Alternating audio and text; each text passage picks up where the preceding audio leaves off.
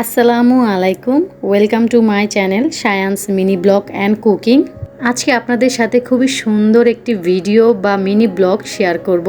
সিলেটের খুবই সুন্দর সুন্দর জায়গাগুলি এই ভিডিওর মাধ্যমে অল্প অল্প করে আপনাদের দেখানোর চেষ্টা করব। এটা একটা ফ্যামিলি ট্যুর, সুতরাং কোথায় কত টাকা লেগেছে, কোথায় কোথায় ঘুরেছি, কতগুলো জায়গা দেখেছি এবং বাস ভাড়া বাবদ সকল কিছুর ডিটেলস আজকে এই ভিডিওর মাধ্যমে আপনাদেরকে জানিয়ে দেব, যাতে করে খুব সহজে আপনারা আপনাদের প্রিয়জন, আত্মীয় স্বজন, ফ্যামিলি নিয়ে ট্যুর দিতে পারেন। ঢাকা থেকে সিলেটের উদ্দেশ্যে রওনা হয়ে গেলাম রাত 12টার বাসে। টিকিটের মূল্য ছিল পার পারসন 700 টাকা করে।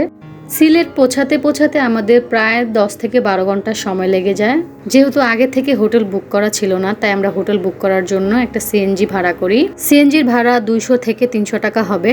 আগে থেকে হোটেল বুকিং না দেওয়ায় হোটেল খুঁজতে আমাদের একটু সমস্যা হয়েছিল। বেশিরভাগ হোটেলে আগে থেকে বুকিং দেওয়া ছিল। অনেক খোঁজাখুঁজির পর ফাইনালি আমরা মনের মতো একটা হোটেল পেয়েছি, হোটেল ফরচুন গার্ডেন। হোটেল খুঁজতে খুঁজতে এখানে অনেকটা সময় পার হয়ে যায়। এই হোটেলটি আমরা 2 দিনের জন্য ভাড়া নিই, তো পার ডে ভাড়া ছিল 4000 টাকা করে। ভেতরটা খুবই সুন্দর, এখানে নামাজ পড়ার জন্য আলাদা করে স্পেস দেওয়া আছে। রুমের ভিতরের অংশটাও আমি একটু দেখিয়ে দিই। এখানে ছিল একটা ওয়াশরুম, 2টা বেড এবং একটা কাঠের আলমারি, যেখানে আপনারা আপনাদের প্রয়োজনীয় জিনিসপত্র রাখতে পারবেন। এবং এই হোটেলের সকালের নাস্তাটা একদমই ফ্রি, বুফে স্টাইলে খাওয়া দাওয়া হবে। এর জন্য এক্সট্রা করে কোনো টাকা দেওয়ার প্রয়োজন নেই। এজন্য খুবই ভালো লেগেছে যে আমাদের সকালের নাস্তার জন্য আর টেনশন করতে হবে না। তারপর ফ্রেশ হয়ে দুপুরের খাওয়া দাওয়া শেষ করতে করতে আমাদের 5টা-6টা বেজে যায়, যার কারণে ওই দিন আর ঘুরতে বের হইনি। তারপরের দিন আমরা একটা সিএনজি রিজার্ভ করি 2 দিনের জন্য। তো 2 দিনের জন্য সিএনজির ভাড়া ছিল 3000 টাকা প্রায়। কারণ অনেকগুলো জায়গা আমরা একটু একটু করে সবগুলো ঘুরে দেখব এবং আমরা যেখানে বলবো সিএনজি সেখানেই নিয়ে যাবে। আজকে অনেকগুলো জায়গা আমরা ঘুরে দেখব। তো প্রথমে আমরা যাচ্ছি বিছানাকান্দি। আপনারা চাইলে সিএনজি ছাড়া হাইসেও কিন্তু যেতে পারবেন, তবে আমরা সিএনজি ভাড়া করেছি কারণ আশেপাশের যে দৃশ্য, মনোরম সৌন্দর্যগুলো যাতে দেখতে দেখতে যেতে পারি, কোনোটা যেন মিস না হয়। যেতে যেতে হঠাৎ পথে দেখলাম একটি প্লেন টেক অফ করবে, তো সঙ্গে সঙ্গে আমরা দাঁড়িয়ে কিছুক্ষণ দেখলাম এবং ক্যামেরা বন্দি করে নিলাম। তারপর আবার রওনা হলাম বিছানাকান্দি যাওয়ার উদ্দেশ্যে। চলে এসেছি বিছানাকান্দিতে। তো এই জায়গাটার নাম অনেকেই বিছনাকান্দি, বিছানাকান্দি বলে। এই জায়গাটা খুবই ভালো লেগেছে আমার। যখন এইখানে অনেক পানি থাকে তখন কিন্তু এই জায়গাটা দেখতে আরো বেশি ভালো লাগে। তারপর এখানে নেমে আমরা কিছুটা সময় পার করি, ছবি তুলি, ভিডিও করি। তারপর রওনা দিই সাদা পাথর দেখার উদ্দেশ্যে, কারণ একটু একটু করে অনেকগুলো জায়গায় আমাদের ভ্রমণ করতে হবে। আর এক একটা জায়গা একটু দূরে দূরে হওয়ার কারণে আমরা এক একটা জায়গাতে বেশিক্ষণ সময় দিতে পারিনি। তো চলে এসেছি আমরা সাদা পাথর দেখার জন্য। এইখানে আসতে কিন্তু আমাদের বেশ খানিকটা সময় লেগেছে, যার কারণে এখানে আমরা দুপুরের খাবারটা খেয়ে নিয়েছি। তারপর আমরা একটা নৌকা ভাড়া করি। তো নৌকার ভাড়া ছিল আসা যাওয়া মিলিয়ে 800 টাকার মতো। সাদা পাথর দেখার পর সেখান থেকে আবার একই নৌকাতেই আমাদের রিটার্ন আসতে হবে, কারণ এখান থেকে সবাই নৌকা রিজার্ভ করে নিয়ে যায়। কাজকর্মের পাশাপাশি বছরে 2-1 বার ঘোরাফেরা করলে কিন্তু মনও ভালো থাকে এবং বাচ্চারাও কিন্তু খুশি হয়, হোক সেটা দূরের ভ্রমণ বা কাছের ভ্রমণ।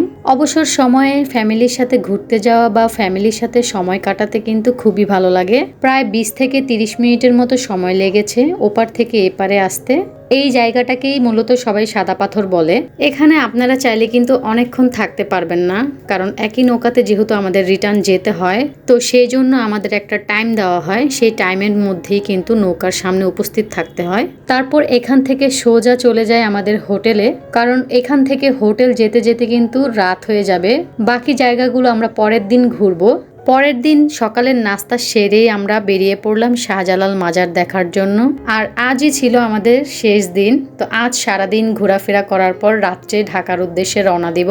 প্রত্যেকটা জায়গারই চেষ্টা করেছি অল্প অল্প করে আপনাদেরকে দেখানোর জন্য, তা না হলে ভিডিওটা অনেক বড় হয়ে যাবে। তারপর আমরা একটু সামনের দিকে চলে গেলাম। এখানে ছিল অনেকগুলো কবুতর, সামনে ছিল অনেক বড় বড় মাছ। এই মাজারের পিছনেই রয়েছে নায়ক সালমান শাহর কবর, তবে সেখানে আমরা যাইনি। তারপর এখান থেকে সোজা শাহপরান মাজারে যাওয়ার উদ্দেশ্যে রওনা দেই, কারণ এখনো অনেকগুলো জায়গা ঘোরার বাকি আছে। আর এখান থেকে শাহপরান মাজারটা একটু দূরে, তাই আমরা এখান থেকে একটু তাড়াতাড়ি রওনা দিয়ে দিই, কারণ আজই আমাদের শেষ দিন, তাই সময়ের মধ্যে সকল ঘোরাফেরা শেষ করতে হবে। আর ঢাকা যাওয়ার টিকিটটা আমরা যেদিন সিলেট এসেছি সেদিন এসে আমরা ঢাকা যাওয়ার টিকিটটা কেটে ফেলেছি, তাই টিকিট নিয়ে আমাদের কোনো টেনশন করতে হবে না। আর এটা হলো গদিঘর, এখানে অনেকে অনেক কিছু মানত করে টাকা পয়সা দেয়। তারপর এখান থেকে চলে যাব আগুন পাহাড় দেখার জন্য। সত্যি কি আগুন পাহাড় আছে? আগুন পাহাড়ে কি আগুন থাকে নাকি মিথ্যা, সেইটাই আজকে আপনাদেরকে দেখাবো। সত্যি কি আগুন পাহাড়ে আগুন থাকে নাকি? তো চলে এলাম আগুন পাহাড়ে। এটাই হচ্ছে আগুন পাহাড়। ওই যে দূরে দেখা যাচ্ছে আগুন জ্বলছে, এটা সবসময় কিন্তু এইভাবে জ্বলতেই থাকে। আসলে এটা একটা গ্যাসের খনি, যার কারণে সবসময় এখান থেকে আগুন বের হয়। এই আগুনটা কিন্তু সবসময় এইভাবেই জ্বলতেই থাকে, যার জন্য এটার নাম হয়েছে আগুন পাহাড়। তারপরে চলে গেলাম সিলেটের চা বাগান দেখার জন্য। তারপর চা বাগানের এখানে নেমে কিছুক্ষণ সময় কাটাই। আমরা চা বাগানের বেশি উপরে উঠিনি, কারণ বেশি উপরে উঠতে গেলে আবার নামার সময় অনেকটা সময় লেগে যাবে। চারদিকের এত সুন্দর দৃশ্য দেখলে মনটা সত্যি ভরে যায়। সিএনজি থেকে এই পাহাড়ের ভিউগুলো দেখতে কতটা যে ভালো লাগে তা বলে বোঝাতে পারবো না। তাই যারা সিলেট শহরে আসবেন তারা অবশ্যই 2-3 দিন সময় নিয়ে তারপর আসবেন, তা না হলে কিন্তু দেখেও মন ভরবে না। তারপরে চলে গেলাম জাফলং দেখার জন্য। এটাই ছিল আজকের দিনের সর্বশেষ জায়গা ভ্রমণ। এখানে রয়েছে অসংখ্য অসংখ্য দোকান, এখানে অনেক কিছু পাওয়া যায়। জামা কাপড় থেকে শুরু করে বিভিন্ন প্রকারের কসমেটিক্স, নিত্য প্রয়োজনীয় জিনিস, বিভিন্ন প্রকারের মশলা, চা পাতা, আরও অনেক কিছু এখানে পাওয়া যায়। আর এখান থেকে পাহাড়ের ভিউটা দেখতেই পাচ্ছেন কতটা সুন্দর লাগছে।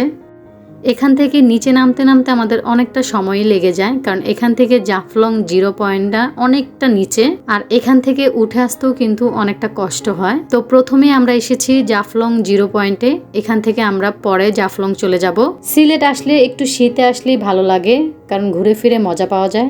তবে ওয়েদার দেখে মনে হচ্ছে না যে এটা শীতকাল, প্রচুর গরম ছিল। ফাইনালি আমরা নিচে চলে এসেছি। নিচে কিন্তু অনেক অনেক দোকান দেখা যাচ্ছে এবং অনেক মানুষ। এখান থেকে আমরা অনেক কিছুই কেনাকাটা করি।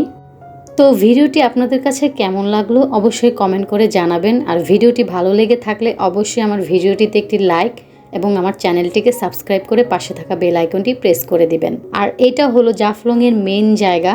ওই যে দূরে দেখা যাচ্ছে ঝুলন্ত ব্রিজ, ওই পাশে কিন্তু ইন্ডিয়া বর্ডার। তারপর এখান থেকে আমরা কিছু সময় পার করে সোজা চলে যাই আমাদের হোটেলে, সবকিছু গোছগাছ করে ঢাকার উদ্দেশ্যে রওনা দিয়ে দেই। তো আজ এই পর্যন্তই। পরবর্তী ভিডিও দেখার আমন্ত্রণ জানিয়ে সবাই ভালো থাকবেন, সুস্থ থাকবেন।